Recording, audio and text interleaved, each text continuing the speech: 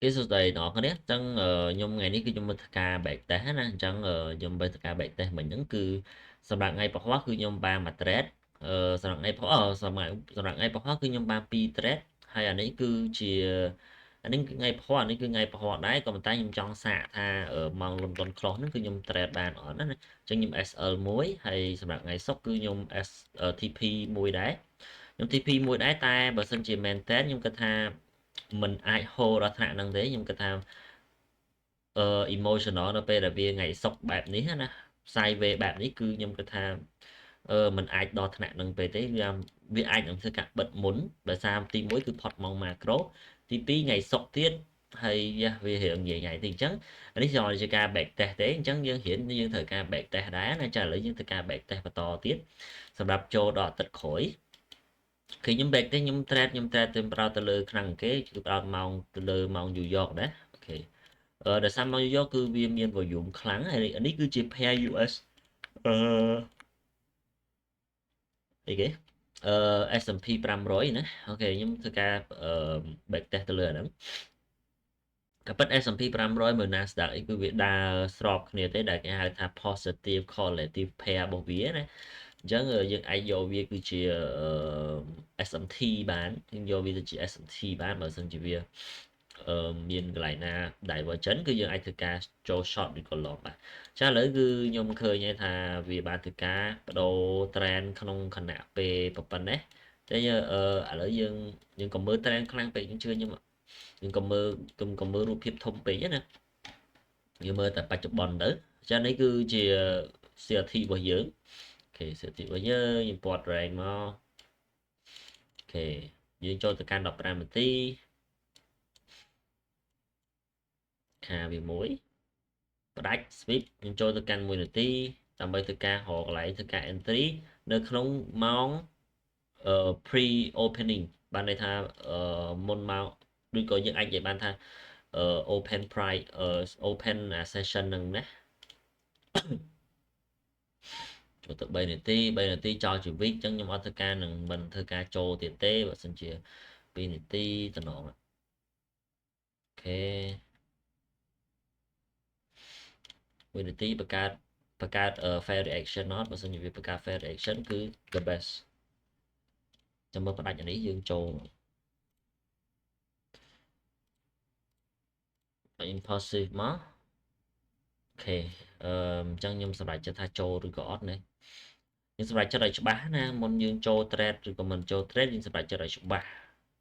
ចូលឡែនេះមួយ stop loss ខ្ញុំនេះខ្ញុំអែមធ្វើ CRT ហប់ low ក៏ប៉ុន្តែខ្ញុំយកធ្វើ 2R ទេអូខេអូលេងចោលជាវិកអញ្ចឹងងាប់ណា BSL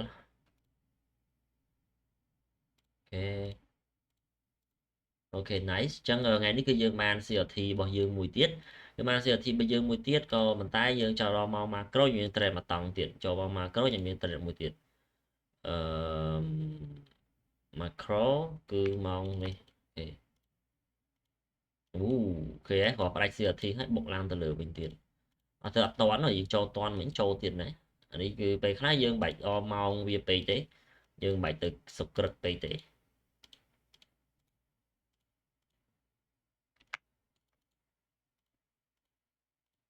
it's macro time macro time វាច្រើនវា reversal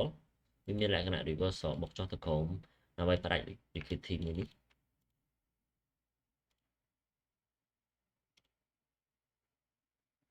អូខេបុកឡើងទៅលើ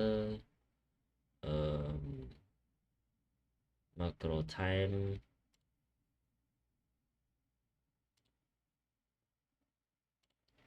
ចុះមកបន្តិចមកសូម្បីបានខ្ញុំចង់ឲ្យវាចុះដោយសារខ្ញុំចង់ឲ្យវាបង្កើត liquidity ផ្ដាច់ liquidity ចាំយើងស្រួលធ្វើការចូលបាយណាបើសិនជានេះវាពិបាកបើយើងចូលតាមចេះចូលតាម candle ហ្មងវាអត់ដឹង premium discount វានៅណាចឹងវាបាក់អ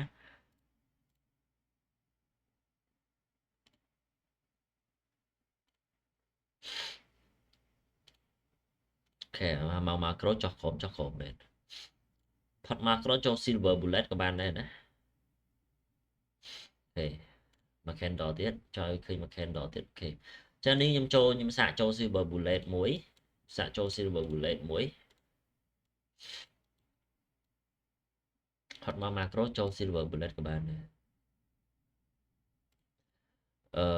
10ជាងអីចូល macro មួយទៀតបាទហ្នឹងអូខេខ្ញុំ cancel order មួយនឹងចេញអញ្ចឹងខ្ញុំចូលដល់ថ្ងៃថ្មីទៀតណាអញ្ចឹងអានេះគឺជារបៀបដែលខ្ញុំធ្វើការ back test អញ្ចឹងសង្ឃឹមថាបងប្អូនគ្នានឹងធ្វើការយល់នៅកន្លែងហ្នឹងឥឡូវធ្វើការ back test មួយទៀតចុះ back test ម៉ោងមួយទៀតឲ្យបងប្អូនគ្នាឃើញថាខ្ញុំ back test បែបម៉េច back test បែបម៉េចណាអញ្ចឹងយើងបាច់ទៅខ្វល់អី session អីច្រើនពេកទេអូខេ8អញ្ចឹងយើងចូលទៅកាន់5 10នាទីរបស់យើងមកដើម្បីមើលទៅលើ indicator ដែលយើងបានដាក់នេះឃើញទេអញ្ចឹងវាបានធ្វើការ sweep ASEAN high sweep ASEAN low ទំនងនឹងធ្វើការចុះទៅក្រោមវិញដោយសារថ្ងៃនេះគឺជាថ្ងៃអង្គារនេះគឺជាថ្ងៃអង្គារចានេះគឺជាថ្ងៃពុធហើយត្រូវហើយនេះគឺថ្ងៃគេថ្ងៃអង្គារដូចគ្នាតាអញ្ចឹងបានបាក់តិចយើងកុំ serious ពេកណាបានយើងត្រូវបែបធ្វើឲ្យអារម្មណ៍ខ្លួនឯងតានតឹងកុំឲ្យតានតឹងណាអញ្ចឹងអានេះគឺ49អូខេខ្ញុំអត់ចូលចិត្តtrading view អញ្ចឹងបានន័យថាយើងចូលទៅកាន់មួយនាទីយើងដឹងគ្រាន់តែវាដឹងចុះទៅក្រោមបាននេះយើងរក like short ទៅហើយវាអត់ចូលចិត្តវាអញ្ចឹងណាអត់ចូលចិត្តវាអញ្ចឹងខ្លាំងតែវាអត់ដឹងមិនវាអត់ fix អាហ្នឹងចេញវាអត់ fix អាហ្នឹងតែវាចុះនេះមើលចុះ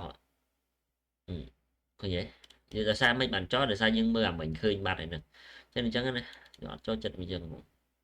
ចាំមក macro ចាំចុះ9.5អូខេ nice អត់បិទ candle ឡា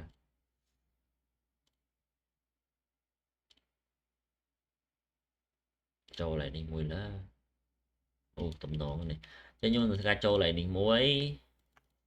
macro time សបលោះនៅនេះអេមយក PR ចុះអូខេចឹង SL មួយចឹងយើងឥឡូវយើងមកបូក win rate របស់យើងណាចឹងយើងបូក win rate របស់យើងតោះយើងបូក win rate អាមិញទៅណា win rate របស់ខ្ញុំ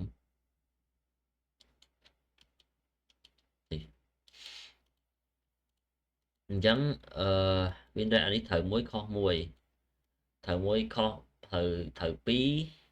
ខុសមួយត្រូវពីរអូខេត្រូវពីរត្រូវពីរនេះត្រូវ3